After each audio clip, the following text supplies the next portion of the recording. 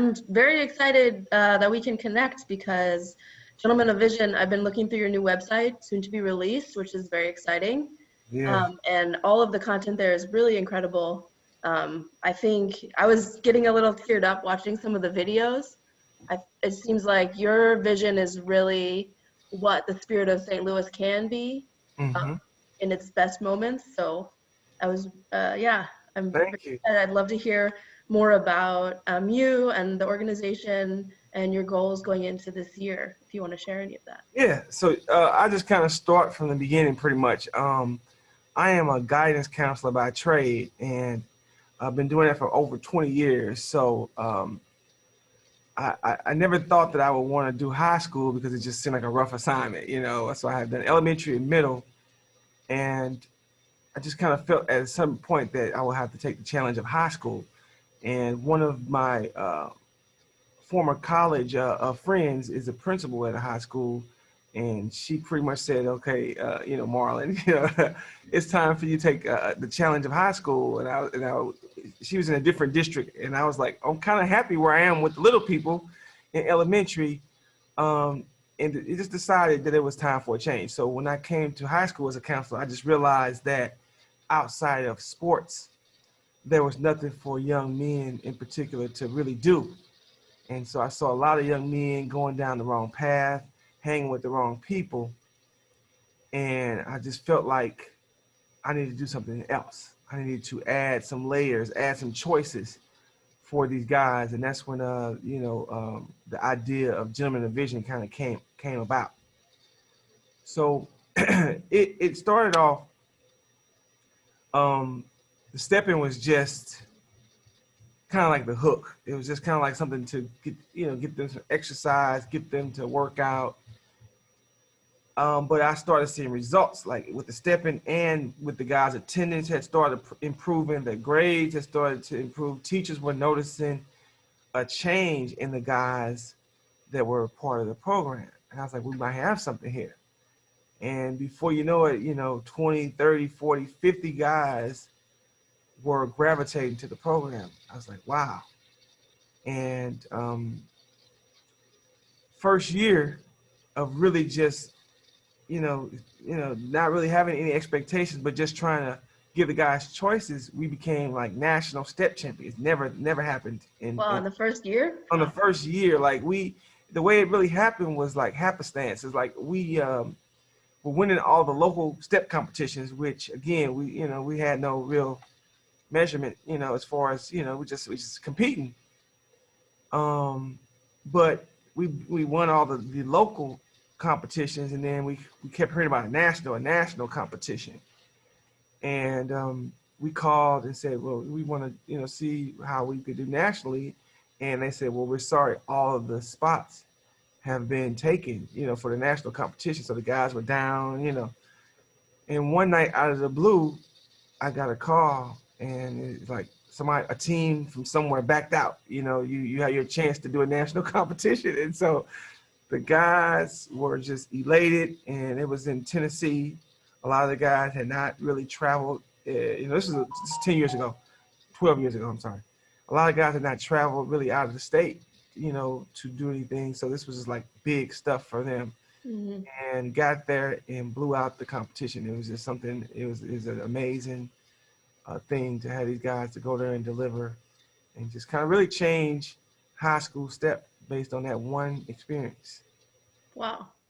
So for the participants in the program, are all of them part of Riverview Gardens High right now, or are they coming from different places? How's that work? Is it an after-school program? It started off in 2009, all Riverview, and then 2010, we became a non-for-profit organization open to everybody. So now we have at least 15 different, maybe 20 now, 20 different participating school districts who have students who can participate. We still operate out of Riverview Gardens, but it's open to all young men, middle school and high school. Wow. And how has it been with institutional support and with the families? I'm sure everyone's coming from different situations. Is there a lot of buy-in from parents and guardians? How's that working? The parents are a huge support. They all support what we're doing. And even when they don't have the financial means, we figure out a way to make sure all the young men participate. Because one of our sayings is no grades, no stage. Meaning any F's, you can't travel, you can't compete, and so we know some guys struggle academically, so we are flexible, but just no F's. No F's is the rule. And really a C average is what we're pushing, C and above average. And guys are responding because they want to travel. They want to do the college visits. They want to do the community service. They want to do they want to just be exposed to a lot of the things that we're exposing them to. And that's just kind of like the hook. They have to get the grades and stuff turned around to participate. So the buy-in is from parents 100%. The school districts are calling us as well. And it's just really a thing where it's just growing immensely. Most of it is word of mouth. Really? Yeah.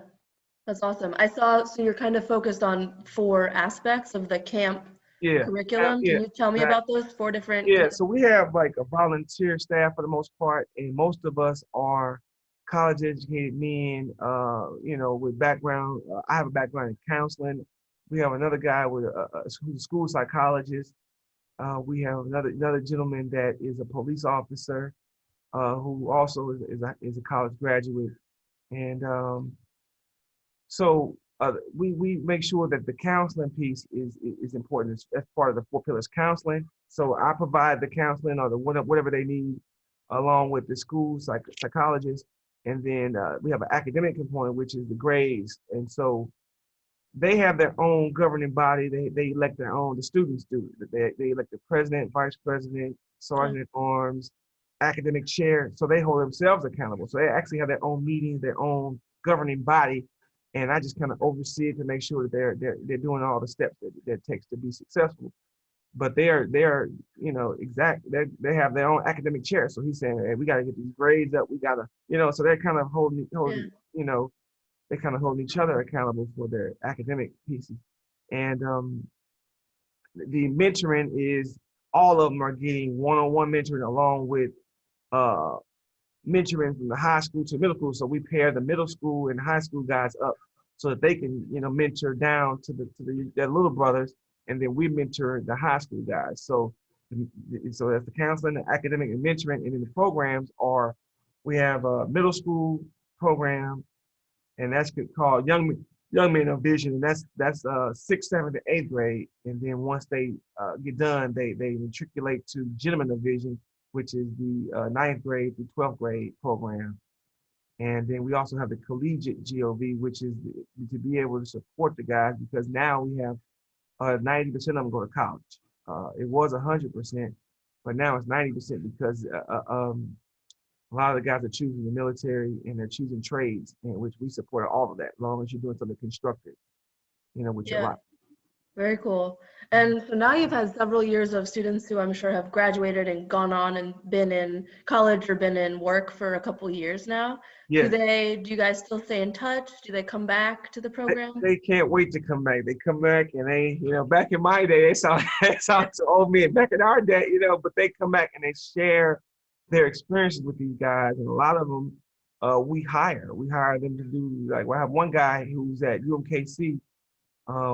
He's working on a curriculum for us right now.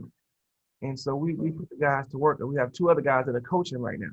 They are coming back to coach the step team part of it, so that I can, do more of the administration type of things that I need to be doing. But my passion is still coaching and making sure that, the steps are what they need to be. But eventually I'll have to pass that down. Yeah. Wow, that's incredible. I wanted to ask too, I was looking at the documentary that you guys made. How did you decide to do that? What was the impetus behind making a documentary, and how did the guys participate in that? That was so interesting. We were being approached at the time by the reality show world, because, people had seen clips of us on YouTube and this will make it excellent, this and excellent that. But when we start listening to what the reality world wanted, we weren't interested anymore. It's pretty much they wanted fabricated drama and, mess that could really destroy an organization if you're not, built on something really solid. So we pretty much walked away from that. That wasn't who we were as an organization. And in walking away, what was amazing about it is that PBS showed up the week after we turned down the reality show world, and they were doing a thing called American Graduate, where they wanted to follow some high school seniors or juniors that had some incredible circumstances that they were able to overcome. And one of the guys, Frank Popper, met a couple of the guys from Gentlemen of Vision, and in doing his American Graduate story, he just started asking questions to some of the guys that were in my program, and he was kind of blown away. So he said he went back to Amy Shaw, who's over PBS, and said, "I got good news and bad news. We were able to cover, get a good story for the American Graduate, but the not the bad news, but he said, I don't know how we're going to do this, but we have a story that we have to tell in Gentlemen of Vision. And I know that's not on our part of our scope of what we're supposed to be doing, but this is an amazing story." And once he told it to her, she instantly bought in and said, "Let's do it." We don't necessarily have the funding or anything, but if it needs to be told, we're going to find a way to tell it. And they were able to do that.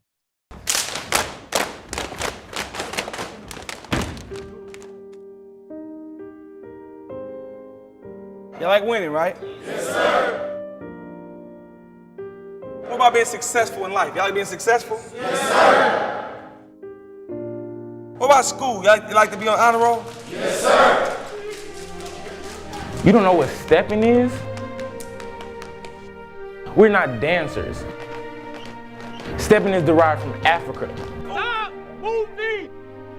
Why would I want to be the next black male to get locked up? If you can get 40 black males without no arguments and nothing violent, This should be high stepping, boom, boom, boom. you are who you come from.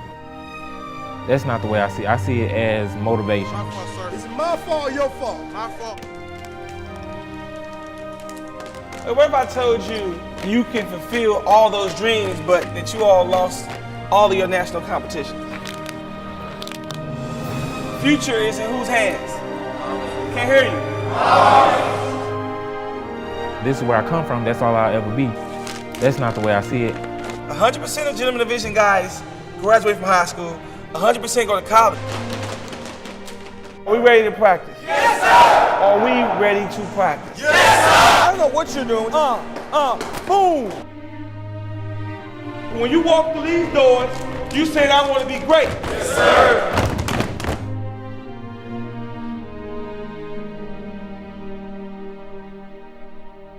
And then I saw also part of the American Film Showcase.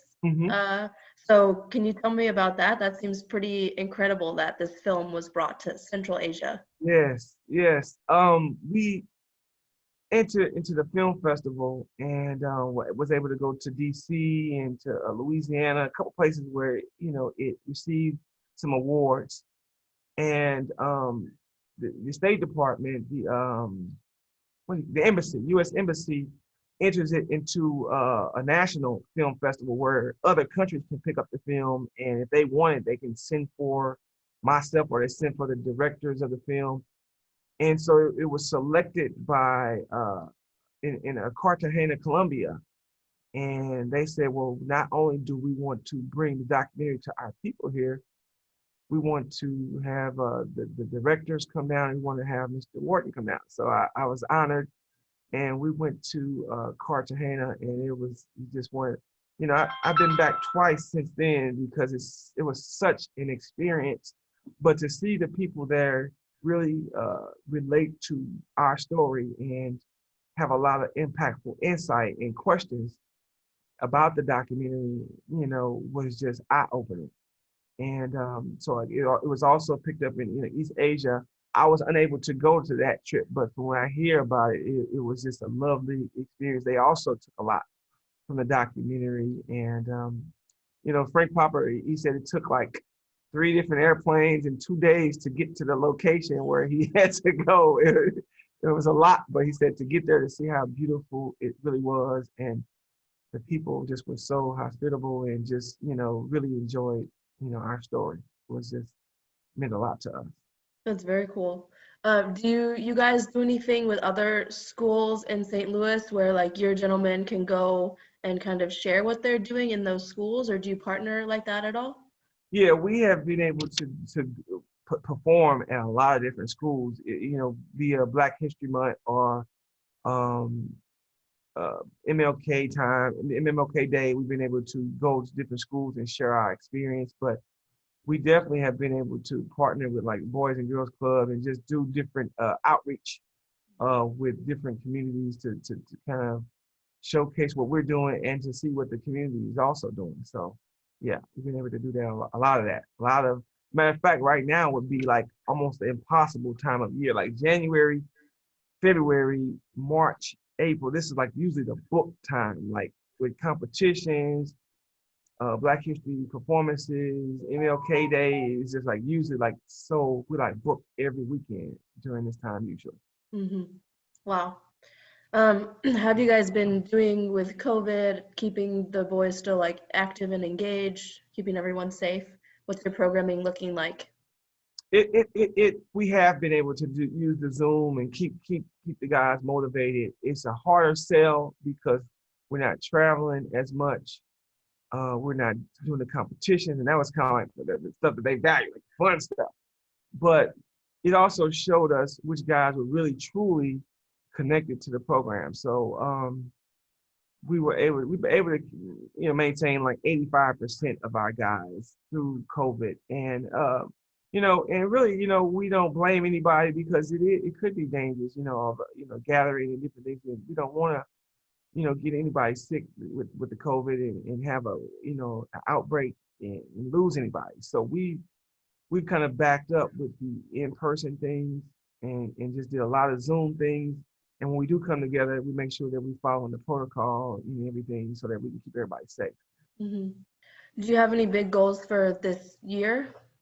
You know what? This year we usually travel via a charter bus, so that that's an experience in itself. Every time we go, it's these 10, 12, 15-hour trips on the bus with these guys. It's a lot of bonding that takes place on that journey.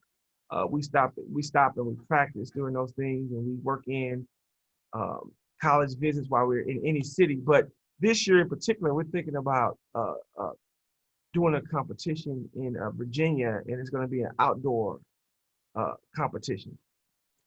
Because this group of guys, the senior, we have a special group of guys, and I don't want that this year to be by the way they're not having at least one or two opportunities to compete. So we're considering flying to Virginia to just do a college visit or two and doing a competition there, and just so that's one thing that's on the table. We're also doing some brotherhood things, rock climbing and different community service events. We partner with what is it called, Herb Garden, I think. It's a farm in Ferguson where we've Yeah. done community service there before. They called us recently. They wanted us to come back and do some community service at the farm, and we're opening that this year. So we're gonna just kind of like take some calculated risk because I want to make sure the guys are still exposed and still ready to for the challenges of the world when they graduate. So yeah, so far those are the things that are on the table. We're also doing a lot of creative virtual step performances where we'll meet on a location, we'll have our mask, and we'll still pre-record our performances. So that's kind of how we've been operating. Yeah. Very cool. Well, cool. I hope that maybe we can find some collaboration with some events and some ways to get the gentlemen performing and doing some outreach. That'd be really, really fun to collaborate Great. on some of that. Yes, I know they would love to get back to some normalcy. I mean, they've been ready. So Yeah, it's been a long year, huh? it's been yes, it has. Cool. Well, let's see. Is there anything else that you'd like to share, or how can people support you during this time? You know what? We've been people have been watching the documentary and really kind of getting a glimpse behind the scenes, so I recommend that they can go to our website, which is www.gentlemenofvision.org, and just kind of seeing our story, seeing how we operate with these guys, and you know, because of COVID, we're not like taking on new volunteers because of that. But usually we would welcome people to come in and speak to the guys. We would welcome new mentors to come in, but we've just been really slow with that. But if they want to donate, you know, we are, like I said, we're trying to do some real creative things. You know, all donations would really help because a lot of times when we travel, you know, at least 20% of the team are having financial difficulties. So the goal might be each guy needs $250 to go to Texas. Well, 20% of those guys are not going to be able to raise that because they just don't have it. But our motto is we don't want to leave no guy behind, especially if they got their grades together and they got everything they need. So we've been able to really close the gap and make sure we don't leave any guys that deserve to go in St. Louis. So if they want to donate, we would definitely, you know, welcome any donations that they can make to the organization. And they can donate right through our website.